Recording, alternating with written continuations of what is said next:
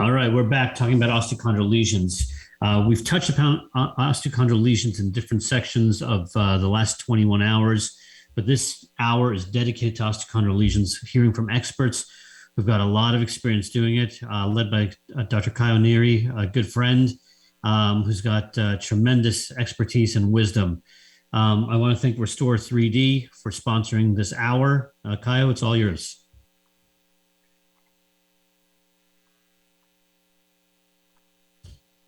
I would like, before starting, I would like to thank Selene and his family. Are you seeing my screen? Yeah, yes. Perfect. All right.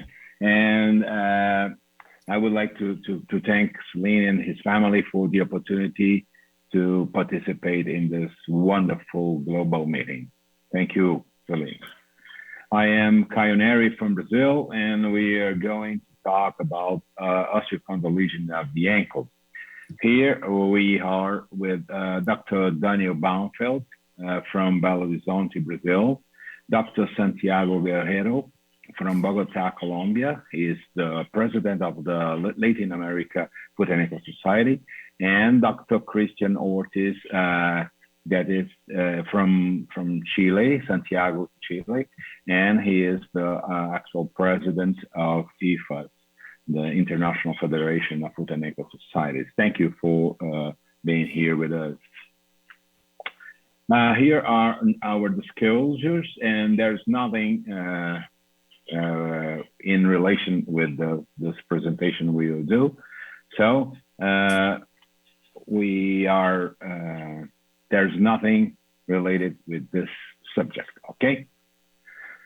As stated recently in the International Consensus of Cartilage Repair of the Ankle, the evidence supporting best practice guidelines in this field are based on low quality and low levels of evidence. So be prepared, because we will make pure science this afternoon. That said, let's start with the first case. This is the case of a 10-year-old boy complaining of pain of both ankles for 2 years. The left ankle was worse than the right one, and the symptoms are related with sports activity. There was no reference to trauma. Limping, local swelling, and giving way sensation appears in both ankles after exercises. No angular or rotational deformities of the legs, ankles, and feet were found. Here you can see the radiographs of the left ankle, the MRI, the coronal, sagittal, and the transverse images. And now the right ankle, the plain radiographs, the MRI, and here we are with the first questions. I would like to ask Dr. Daniel, what it is? What is this, Daniel, in your opinion? How to clarify the diagnosis in your opinion? And what the first step in your treatment proposal? It is really incredible how we can see that cartilage, it's one of the most important things that we can see nowadays, that we even don't know how the problem starts. So it's a young boy, he don't have any trauma, he don't have any big problem. So is there any vascular disease? Is there any weight issue? Is there any problem that we don't realize where the problems are? But normally in my practice, I see that we don't really know how it came. But in young boys, this may be past, and we don't know where the pain came, and if the parents don't go after the treatment, it just go to years and years of ankle pain, and we're going to see the patients with 18 years old or 20 or 25 years old. But this young boy, it may be bilateral. We can need to follow some vascular issue or something like that. And for me, I just look forward activity or this lesion. Maybe a SPECT-CT is something that I ask for. And for the treatment, maybe I'll start with conservative treatment because we can see in the MRI, we can just go for the T2 map to see how the cartilage is going on. But I'll start with conservative treatment. All right, thank you. And Guerrero, what is your opinion on this? Yeah, I do agree with Daniel. It must be something with a vascular disease, but it is important to address if this patient has an ankle instability. You were telling us that the patient has the feeling that the ankle is unstable. We have to address if there is something about that. But thinking about younger patients, usually they have something that we have to address, and that's the vascular issue. And the MRI is going to be very helpful. And I do agree that the first option of treatment in a young boy is a conservative treatment. But we have to be we have to see him very closely because these patients can go worse and worse, and the lesion can grow anytime. So it is important to follow this patient very close. And if the lesion is growing or the patient is getting worse, an ankle scope is going to be very helpful. All right. We started a conservative treatment, non-weight bearing for 4 weeks, physiotherapy and suppression of sport for 3 months. And patient went well. Pain recurred a few days after the resumption of sports activities at the end of this period. Now, Dr. Cristian, with this new exams, this is a tomogram, a CT scan of the left ankle and of the right ankle. And there are some extra medullary response or hypersagging in the MRI. What do you do? Well, I fully agree with what have been said. I would only add maybe a rheumatologist consultation just to rule out any rheumatological disease, because even though we occasionally see young boys with osteochondral defects, they are rarely symptomatic. And if they are, most of the time they typically respond to conservative treatment, and it doesn't seem to be the case. Anyhow, I would insist in every kind of conservative treatment that this young boy and his family is willing to take. That would include shockwave therapy, more physical therapy, PRP, stem cells injection, praying, hoping, and waiting. And if it doesn't help, I would do an arthroscopy, and I would treat it arthroscopically with microfractures, scaffold, and stem cells, bilateral. Right. We have a new attempt of conservative treatment, and the boy will use the wheelchair for 1 month and bilateral below weight-bearing boot for 1 month. So 2 months of treatment. Pain subsided after 1 week, of non-weight bearing, but returned during the rehabilitation programming course after the 2-month period of treatment. And the new MRI images show the worsening of the OCL. Do you think that some injections of PRP or something may be helpful, Dr. Daniel? I do not think that in this image we can expect that any injections we're gonna take the bone edema or the cartilage healing. We're gonna enhance with any injection or anything that we can do. Christian was precise when he said that we need to address not only the patient but the family, because we need to tell them that is a hard problem that we need to address, and we need to merit with the patient, because he's gonna be with us for a long time. But now with Okay, this and edema and this I will. edema and this cartilage, we need to do something.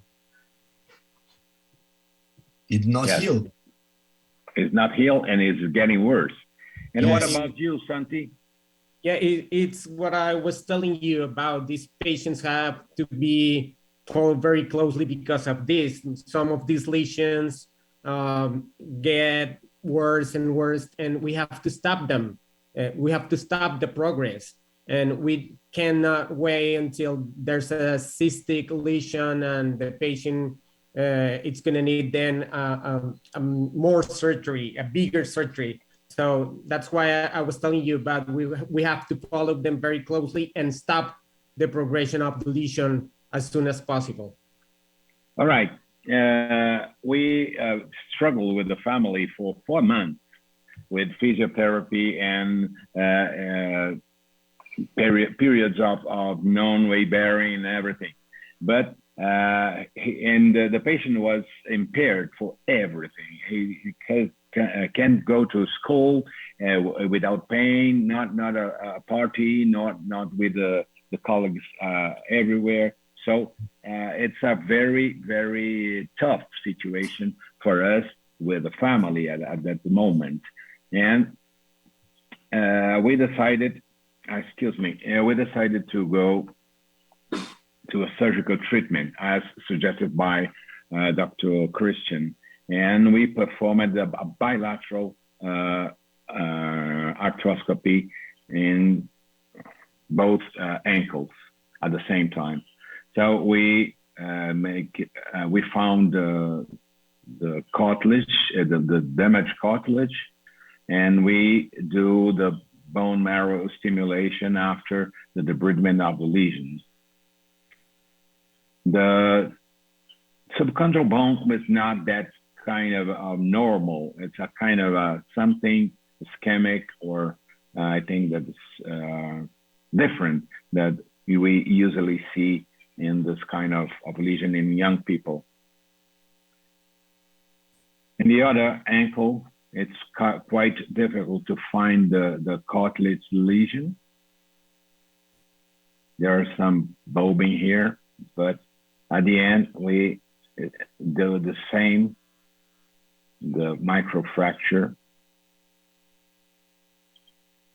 And now I want to know from you, what is your post-operative protocol for BMS microfractures? And when do you decide to weight bear? And when do you decide to free your patient to return to sport? Starting with Dr. Cristian. Since there's no evidence to prevent patients from moving the ankle or weight bearing, I allow them to go as tolerated. They typically have some pain the first week or the first couple of weeks. So we give them crutches, we give them a removable boot, but they are instructed to remove the boot and the crutches if they tolerate it. So I have no restriction to weight bearing.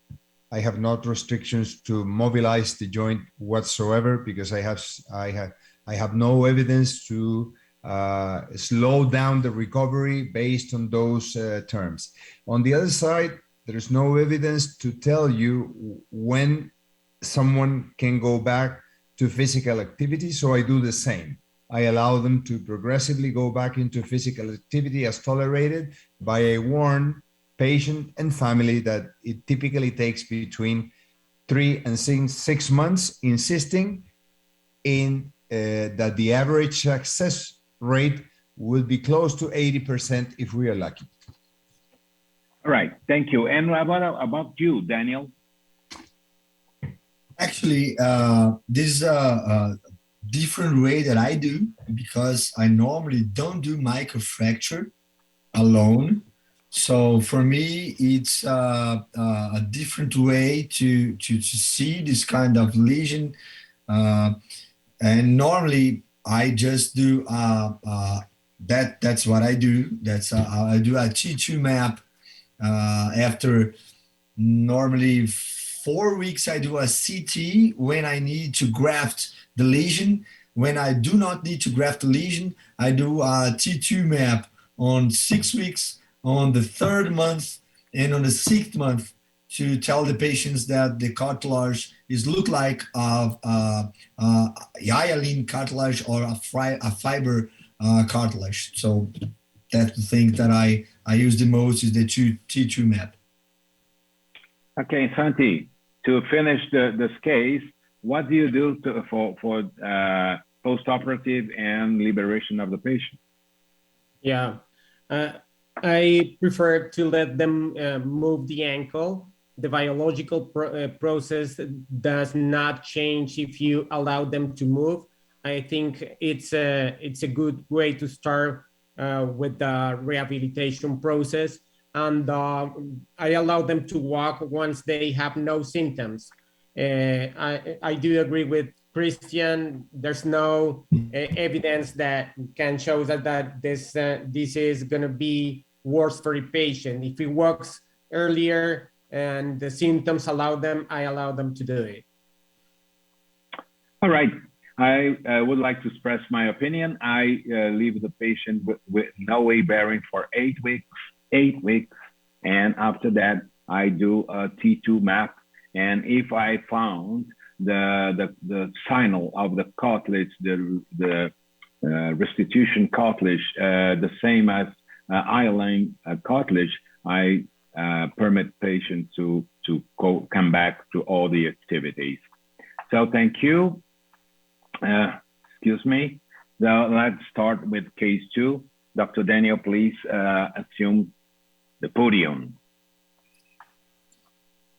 Let's share my screen. Are you all guys seeing my screen? Yeah. Okay, so let's go full screen. So I'm gonna do a presentation and also a bunch of questions for my big friends. And just to present me, Dr. Nery just did my presentation. I'm from Belo Horizonte, Brazil, and I'm an adjunct professor from Federal University of Minas Gerais. This is my disclosures. And first of all, osteochondral lesion for me, I started to see in a different way a few years ago. Dr. Nery and I have a few published papers regarding this subject.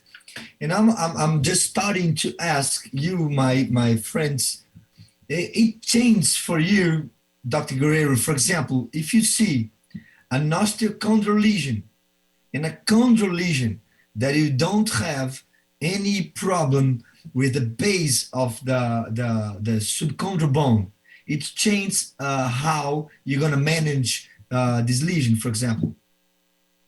Yes, it is important to address if there is a bone defect. It is more important to see if the cartilage has support underneath. If you do not have support underneath, you have to address the problem, and the first problem is the bone, and the cartilage is the secondary problem. So you have to address the problem underneath the cartilage, and that's the bone. You have to do anything you need to give life to that bone, make it bleed, but also you have to cover the defect, and that's what you're gonna do with some bone grafts. The cartilage, you have to think about something to repair the cartilage, but in an environment that it's gonna bleed, sometimes the fibrocartilage is going to be present, so that is not going to be a problem. But if you think that you have to give something else, there's a lot of ways to promote cartilage growing, and that's probably what I'm going to show you in my case. But I understand you have another options that that are okay. So you have to promote cartilage growing into the joint. Perfect. Cristian, we have been in touch in a few weeks ago, and I want to know your feeling regarding, we used to do microfracture for everything, for every lesion, regardless the depth of the lesion. How do you see this kind of lesion nowadays? I think we have all changed a little bit our opinion about this, because even in the midterm follow-up, 5 years or so, microfractures, they seem to fail more than we used to think. So now everyone is paying more attention to the bone defect, and everyone is trying to add something else like biology. As you are all aware, in the last consensus, most people would bone graft cysts measuring more than 5 millimeters. But recently, you need to consider what Santiago was insisting on is the instability. I remember Jordi Vega saying in a Zoom meeting like this a few months ago that now that he repairs even micro instability, he has not seen a recurrence after osteochondral defect treatment. That may be a little bit exaggerated, but it probably has some truth underneath. So in a case like Caio mentioned, I will be very accurate about evaluating instability, and I will do the same in this case, but I would definitely add bone graft and something else, and I would never, I do not trust anymore just microfractures. Let me ask you something. Question that I'm going to ask Dr. Nery, because his experience was an example for me for my whole life. And Dr. Nery, how you saw your patient through all these years that you have done microfracture, and then you have changed a little bit. And do you consider that bone defect or the deep of the bone problem, it's changed your way, or the lateral ligament reconstruction or medial? What can you give us about your experience about it?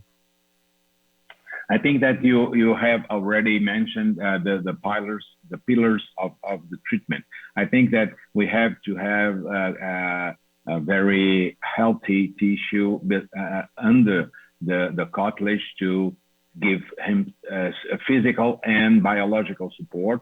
We have to have a joint absolutely stable and functioning very well, and we have to have some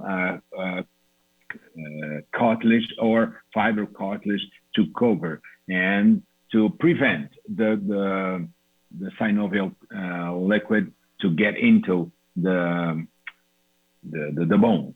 So it's not easy to achieve. So in the recent years, we are trying to move to very to change the size of the lesions that may have microfracture alone, and we are dealing with some biologicals also to improve this thing. I think this is the way the things are going. So but I have to mention that I do not believe in doing all of this and moving, because we need some calm. We have to have time to start the process, and we have to pay attention to the new tissue. He is not able to accept the same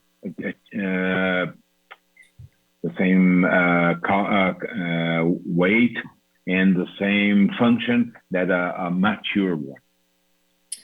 It's incredible because we are our friends. We talk about this kind of lesions every day. And for me, some years ago, it was incredible how I used to treat like 8 or 9 years ago when I started, maybe 10 years ago. I'm not wanted to tell you guys that I'm old because I'm not. That 11 years ago, a lesion like this with microfracture, because it is nowadays, in my concept, impossible because microfracture fails. We know the literature tell us that it fails. I'm not going on through these, all the papers that are going to tell them why microfracture fails and because all these kind of stuffs. And we are starting to think about the concept about augmentation. We have published some papers about it, Cristian, Santiago, Dr. Nery, and me. We start with Dr. Cristian now. How, Dr. Cristian, do you think that membrane will help us to make an osteochondral lesion to heal better? It has been studied before we even thought about by the knee surgeons and in the cartilage research society all around the world. And they saw these results that when you use scaffold, any kind of a scaffold in an area in which you want to create some cartilage, if you use scaffold, it may attract cells to produce a tissue that is more similar to what you are expecting to have. So from what I have seen, I began using periosteum taken from the same medial malleolus. Then I moved into some membrane scaffold like collagen, hyaluronic acid, and I typically add stem cells to that. And we do that in our lab. But no evidence to prove what I'm saying. That's why, and you know, Daniel, that we are running right now a level 1 study comparing microfractures with nothing else and microfractures with scaffold and stem cells. We have not a lot of time because if we could talk about the subject, we could remain a whole day talking about it. So, Dr. Nery, do you think that collagen membrane or biological membrane or any kind of membrane could help to make our cartilage to be a better cartilage when we just double checking the T2 map or with to biopsy or something like that? Yes, I do believe so. It's better and easier to build something very strong and very stable if you give the nature some structure, some initial tissue to begin with. So our cells, thanks God for us to put something in which they can get in and survive and proliferate, so that they can heal the lesion. And I really don't have the knowledge to tell what is the best, what is the better, because here in my country we only have a few of this material, and I really don't compare any one of them. So I think that we have to try to do some research on that to tell people what is the best option for this. I can't say it now. So thank you very much, Dr. Guerrero. This is the way that I do nowadays. I use biological membrane. I use the PRF membrane. Can you see the elastic, how the membrane can be elastic? You can see how we can use our own tissue to make a cover to this kind of lesions. But looking for all of you have done, all the treatment have you have done to all your chondral lesion. We are going over with these biological issues, or we are getting to a new future, for example. What do you think about it? I believe so that that the biological process is essential for these lesions. I'm not sure what of those membranes are best. I don't know. I probably will choose something like I'm gonna show you later on that it's something a little bit cheaper, or but anyway, you have to promote the cartilage growth. I'm not sure what's the best way to do it, but you have to think in biological stuff. And that's a very good way to do it. The biological membrane, it's showing good results, and we have to think about that. Yes, probably we're thinking about the future, but because what we've done in the past 10 or 15 years was not enough. So that's what we're thinking about the future, and the biological membrane, it's working well. So we are about out of time. So my concept is to bring to you, my friends, something that I work a lot nowadays, and to try to use something new, something through our body, not a synthetic issue. And probably me, Dr. Nery, and Cristian, we're going to bring to you guys as soon as possible a very nice result using biological membrane. So thank you very much, my friends. Great case. And now we will have Dr. Guerrero. Okay.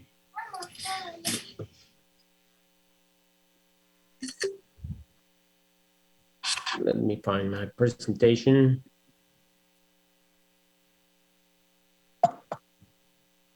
Oops.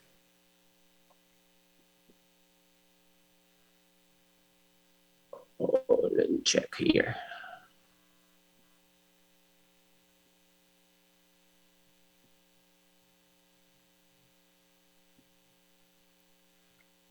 That's it.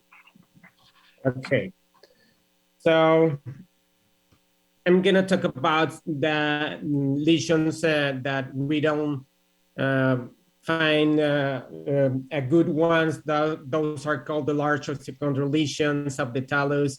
And I'm gonna present some of the procedures that I'm doing right now when I find this kind of lesions. These are my disclosures. And I'm gonna show you this case. This is a 25-year-old male professional in martial arts with a history of pain and inflammation of the right ankle. His physical examination shows a well-aligned and stable ankle and pain in the medial gutter. The images shows a large osteochondral lesion, cystic and located in the posterior portion of the callus. By looking at these images, dear friends, what would you do? What would be the first choice for treatment? What about you, Dr. Caio? Okay, this is a lesion with a large cyst. So I have the compromise of the corner, the medial corner of the talus. So it's an unstable lesion, and it makes very difficult to heal. So I will decide we have to operate it on. We have to take off all the dead tissue and to fill the lesion with bone graft. and cover it with something. And the decision, what kind of graft we will use, maybe it will be at the operating room, a block or cylinder or something that have the corner of the talus. It will be helpful. So I will decide to take some grafts from the ipsilateral knee, because I don't have here the allograft. So we have to do something like that with a operated graft and cartilage osteochondral graft, I think, with fixation. Yeah.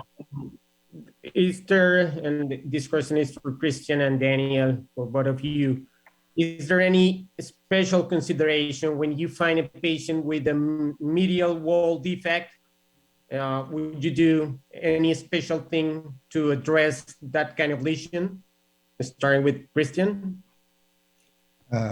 Well, of course, Caio is the wisest man in this group, and I fully agree with this opinion. But just for the fun of disagree, I would open up your minds to the option of just doing microfractures, because if I ask you back, what is the successful rate that you offer to this guy when you perform an osteochondral graft, fresh, allograft, vascularized, whatever you want?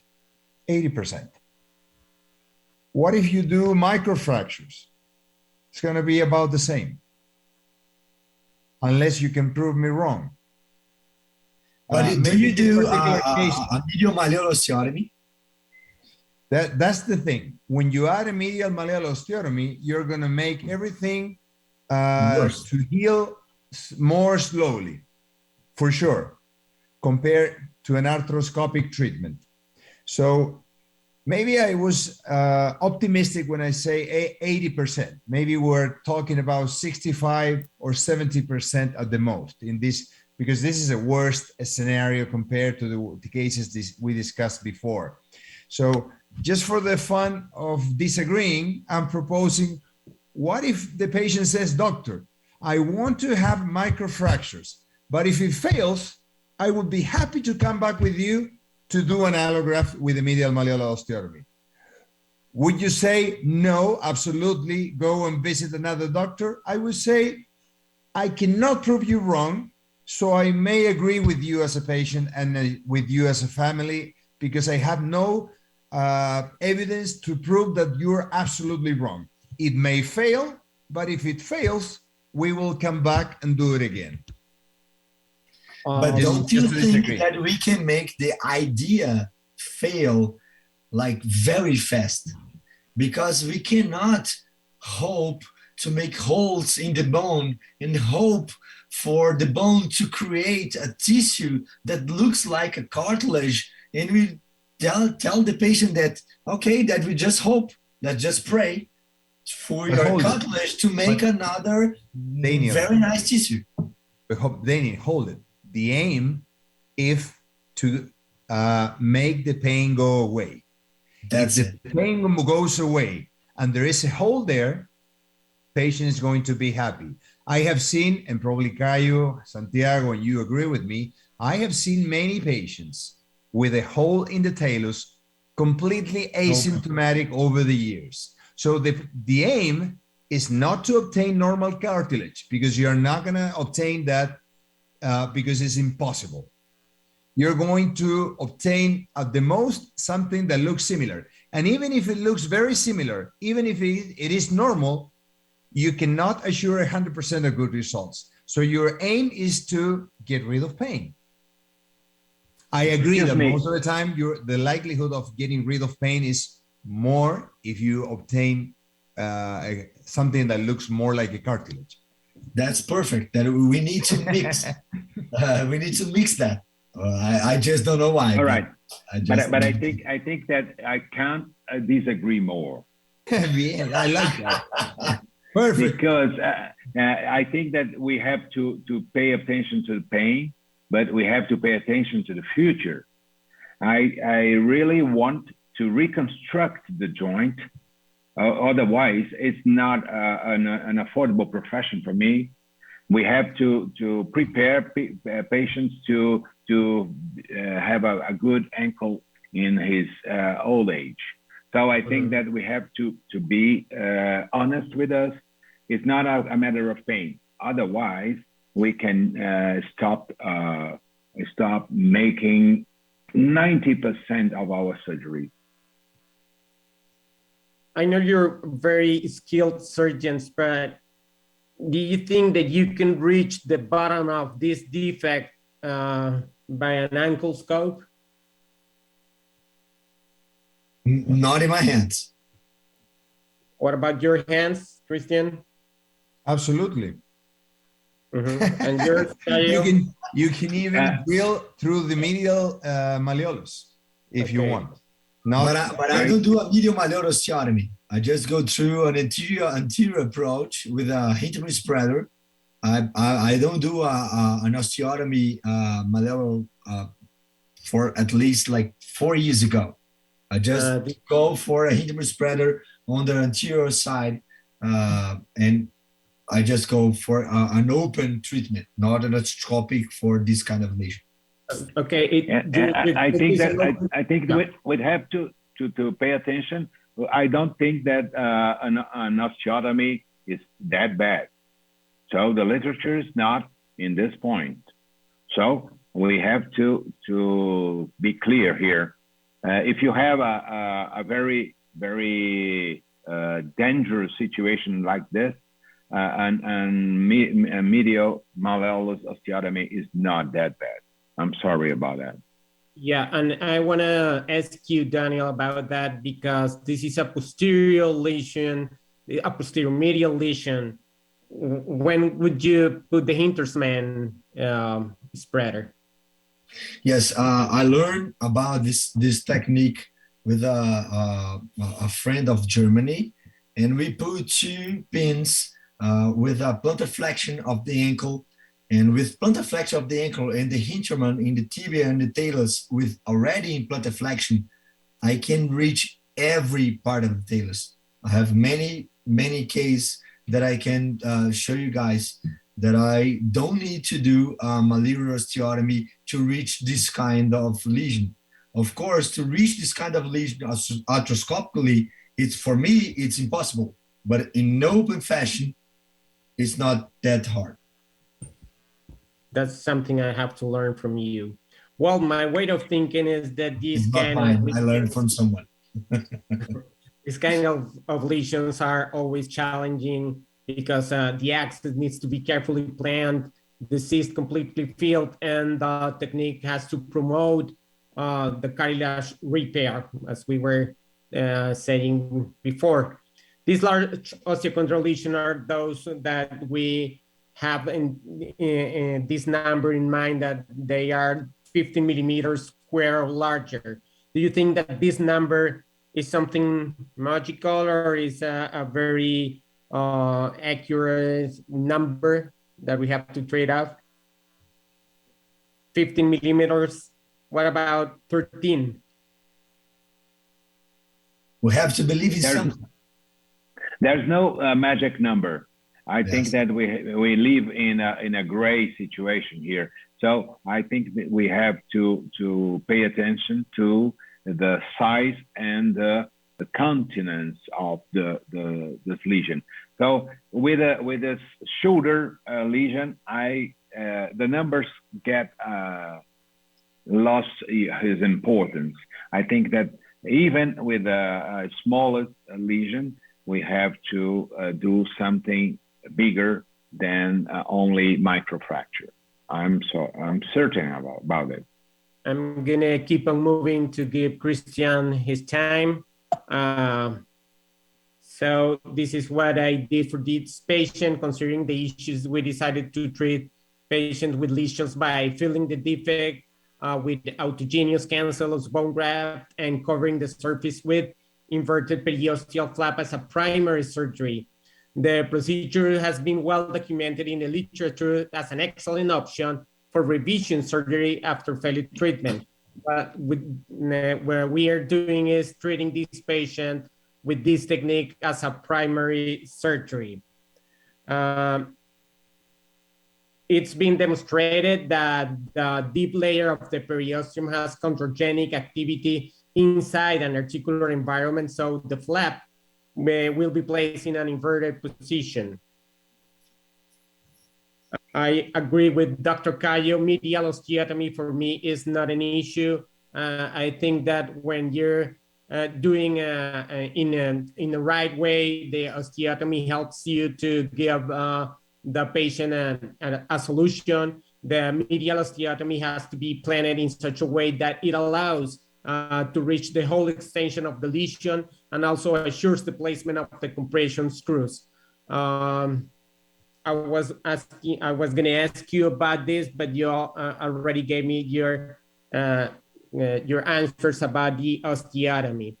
The osteotomy is started with an oscillating saw and ended with a chisel to avoid additional cartilage damage. And this is what I found when I did the osteotomy. Once the lesion is exposed, the cyst is debrided until subchondral bleeding is evident, and there is evidence of healthy peripheral cartilage. I'm not able to do this through an ankle scope. The defect is filled with autogenous cancellous bone, providing enough support underneath, and then is covered with the periosteal flap.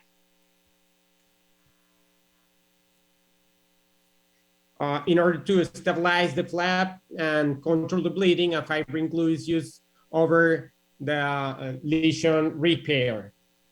And this is the final construct. The osteotomy is fixed with 2 screws, and is fixed with a big stabilization of the medial osteotomy. I haven't found problems with this kind of osteotomy. So in conclusion, osteochondral lesions are big osteochondral lesions are the most likely to fail after ankle scope. Bone grafting and periosteal flap coverage is a safe procedure and offers a good long-standing result in as a primary intervention for large osteochondral lesion, reduces the need of a second surgery. Thank you very much, friends. So, Cristian, it's your turn. Excellent case. In order not to get the audience confused, I must add that even though it's a lot of fun, like we typically do as friends, to discuss options, we need to conclude that in the osteochondral defect consensus group, most people for a big injury, and big injury is more than 1.5 centimeters, I mean, and with a cyst more than 5 millimeters, most people would actually perform an osteotomy, use an osteochondral allograft, or would do something like you did, Santiago. So doing something less, as I propose, of course, is not what most people would do. And what Daniel was telling us is probably a very nice idea, but most people are not comfortable doing it. But I think it's something, you gave us something to think about, my friend. And so we may be able to treat more injuries without performing the osteotomy. I like the idea. So thank you for that. So this is a 35-year-old male with a chronic ankle instability. He has an asymmetric cavus foot with an osteochondral defect that, of course, did not improve with conservative treatment. So these are the ankle views, Waverian ankle views, already with some bony impingement anteriorly. The hindfoot views show varus deformity on both feet, but worse on this side, with an osteochondral defect that you will see in the arthroscopic view.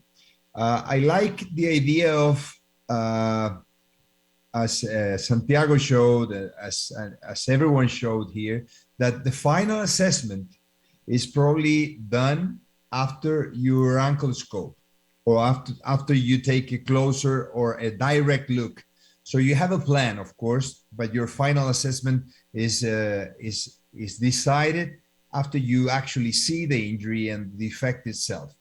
In this case, with an asymmetric cavus deformity, we decided to correct the deformity with a dorsiflexion osteotomy of the first metatarsal, a Dwyer osteotomy because the hindfoot was at least partially stiff, and we repaired the medial and the lateral ligaments, as you can see here. That's where you see anchors in the ankle.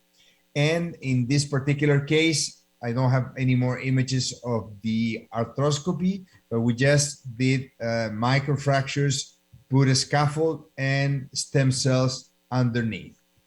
And I don't have a long follow-up, so I would like to know, what is your limit, or how do you make your decision in a cavus foot? This is something that we typically discuss, a malalignment associated with an osteochondral defect. Would you ever perform an osteotomy to correct the cavus foot in this patient? Would you do it? I think, if you allow me, I think this is one of the main things that I start to look at the first time that I see my patients, because in your patient that you showed us, mainly the osteochondral lesion came for the bad distribution of load inside the joint. Maybe in 10 years before you saw these patients, he wouldn't have any osteochondral lesion. Maybe, I don't know, maybe.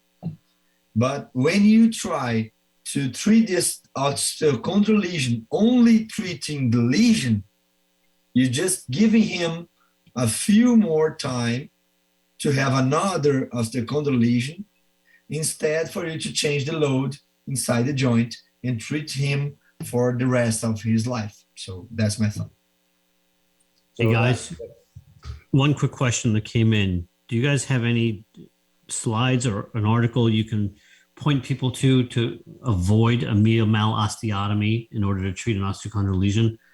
You guys know any sources to point people to? No, I don't do. Just what was my opinion, because I don't have a lot of slides that can prove a lot of bad results with malleolar osteotomy, but it is a personal opinion. I don't want to give people a personal thought. This is a personal opinion, but I can show you a lot of bad results with, but not without, good result. So, Caio, you are the wisest man in this group. So in this particular case, for me, it was easy because I told you this was an asymmetric cavo-varus deformity.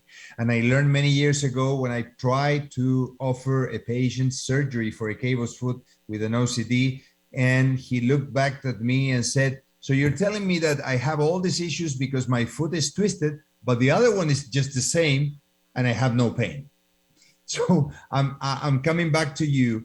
How do you take your decision about correcting the deformity of the cavo-varus foot associated with the OCD? I will start with a question of your patient. I answer him. Your feet are different from each other, and you do things with the right foot differently that you do with the left one. And if you leave as long as expected, you will have something in your good foot because it was not aligned. And I think that I'm absolutely comfortable with your decision. I think that I will do the same because I do believe that the unbalance of the physical alignment of the foot is capital for the lesion. But I would like to ask you, why don't you pay attention to the ankle? Because this is a looser ankle. It's a kind of subluxated anteriorly, and I don't know if I was try to do something to cover the talus better in this particular case. Absolutely. I think that's something that was not addressed in this case. You could see easily from the first wavering x-rays that the talus was already anterior. That's the typical finding that you see in a cavo-varus deformity. So I was hoping that from what I did, that in my hands is more or less predictable before going into something more aggressive, like performing a supramalleolar osteotomy or something else. So I was expecting that this was enough, but of course, as you said, I forgot to address something that is very important. I'm not correcting everything in this surgery. Okay, I thank you very much for this answer, because I am paying attention to the whole scenario, and I have to declare that I am not so comfortable on doing so big surgeries involving the distal tibia and fibula, and at the same time with the calcaneus and the midfoot and forefoot. But I think we pay the bill in a few years after this. So we have to learn, and as we used to say, thank you for making me thinking about it. I think we have 1 more minute. What about you, Santi? What do you think about this case of Cristian? I think it is important to reach 3 goals in these cases. You have to have a well-aligned ankle, you have to have a stable ankle, and a balanced one. If you can fix all those 3 things, you're going to have a good result. So I agree with Cristian. What he did was okay. He finally had a good alignment, a stable ankle, and a balanced one. So I do agree with you, Cristian. Okay, I would like to thank you all for your nice presentations and cases, and to Selene to have us here. And from South America, I decided to invite our very close friend, and I'm happy to be here. Thank you very much, Selene. Caio, you're always welcome. All of you guys are always welcome. What a great session. Thank you so much, guys. And we'll be back in a minute. Thank you so much. Bye-bye. Bye. Thank you. Bye-bye. See you guys, my friends. Thank you very much.